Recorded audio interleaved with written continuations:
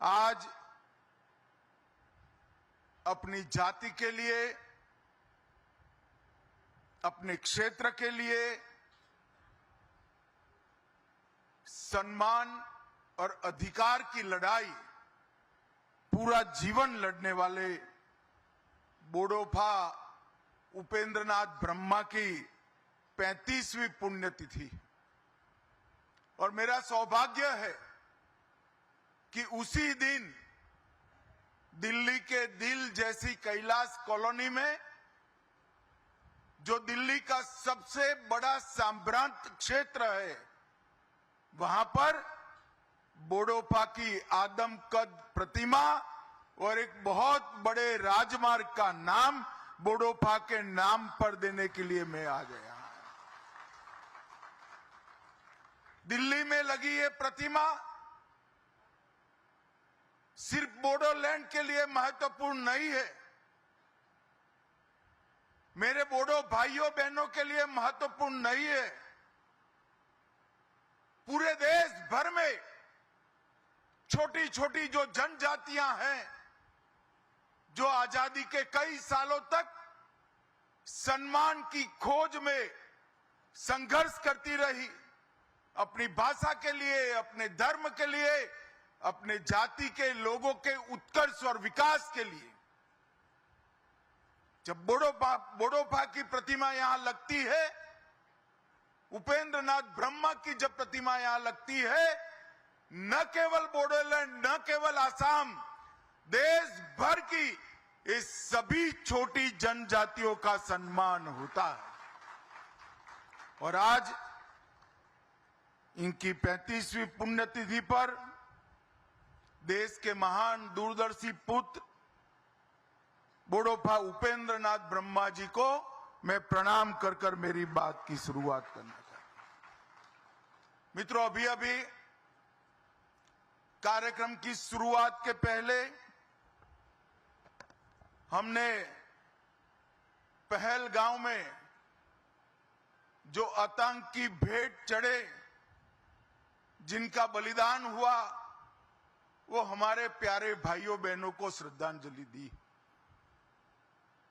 मैं आज उन सभी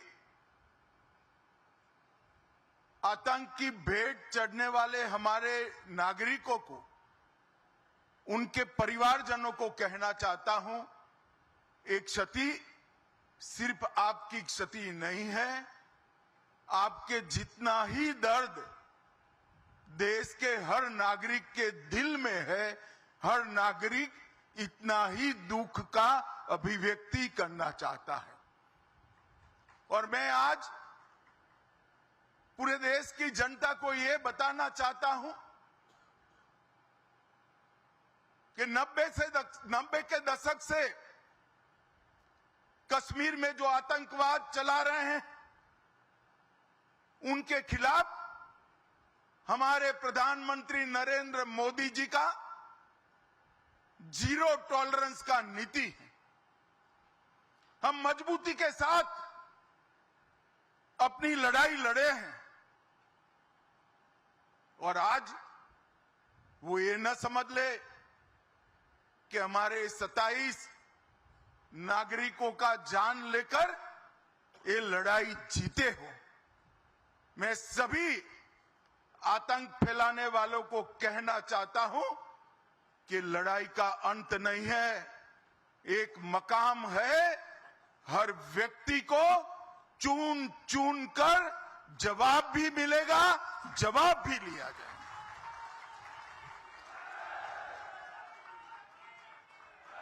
नरेंद्र मोदी जी के नेतृत्व में चाहे उत्तर पूर्व हो, चाहे वामपंथी उग्रवाद का क्षेत्र हो, चाहे कश्मीर पर पड़ी आतंकवाद की छाया हो, हर चीज का मजबूती के साथ हमने जवाब दिया है। और अगर कोई एक कायराना हमला कर कर ये समझता है कि हमारी बड़ी जीत है, तो एक बात मन से समझ लीजिए, ये नरेंद्र मोदी सरकार है किसी को बख्शा नहीं जाएगा, किसी को बख्शा नहीं जाएगा। इस देश की इंच इंच भूमि पर से आतंकवाद को मूल समेत उखाड़ने का हमारा संकल्प है और वो सिद्ध होकर रहेगा। और इस लड़ाई में न केवल 140 करोड़ भारतीय, पूरी दुनिया भारत के साथ खड़ी है। लामबंद होकर सभी दुनिया के देश एक मुश्त होकर आतंकवाद के खिलाफ ये लड़ाई में भारत की जनता के साथ खड़े हैं। और मैं फिर से संकल्प दोहराना चाहता हूं, जब तक आतंकवाद समाप्त नहीं होगा हमारी लड़ाई चालू रहेगी।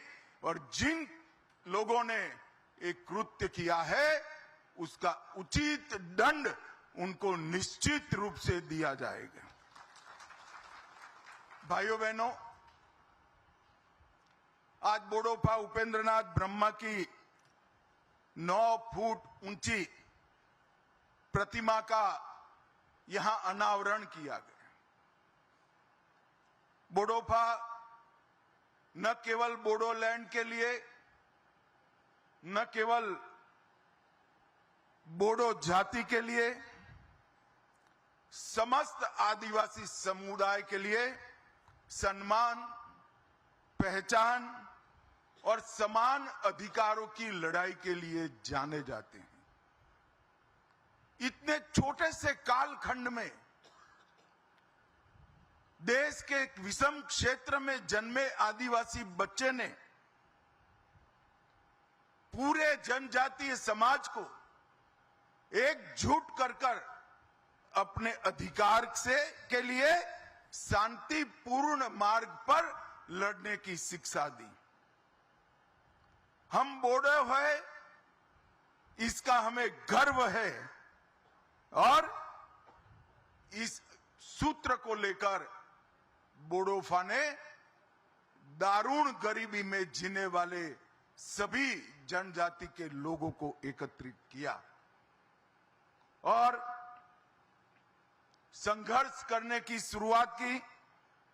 दिल्ली में आवाज बुलंद की, बीएससी, बीए भी किया, एलएलबी भी किया और इन्होंने जितनी परीक्षाएं पास की, इससे सबसे बड़ी परीक्षा थी बोडोलैंड की आवाज को कश्मीर से कन्याकुमारी तक पहुंचाना और अधिकारों को प्राप्त करने के लिए संघर्ष शुरू करना।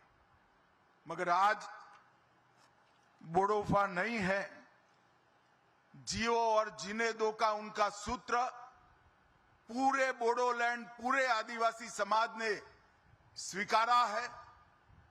और आज अगर बोडोफा होते तो उनको देखकर बड़ा आनंद आता।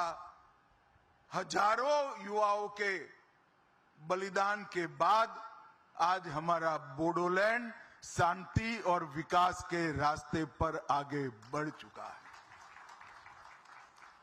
पूरा असम बोडोलैंड के लोगों को स्वीकारता है और बोडोलैंड असम को स्वीकारता है। आज बोडोलैंड से बहुत सारे लोग मुझे सुन रहे हैं। मैं सभी को कहना चाहता हूं कि जरा सी भी इंफीरियरिटी कॉम्प्लेक्स आपके अंदर ना लाइएगा। इस देश पर आपका इतना ही अधिकार है जितना मेरा है।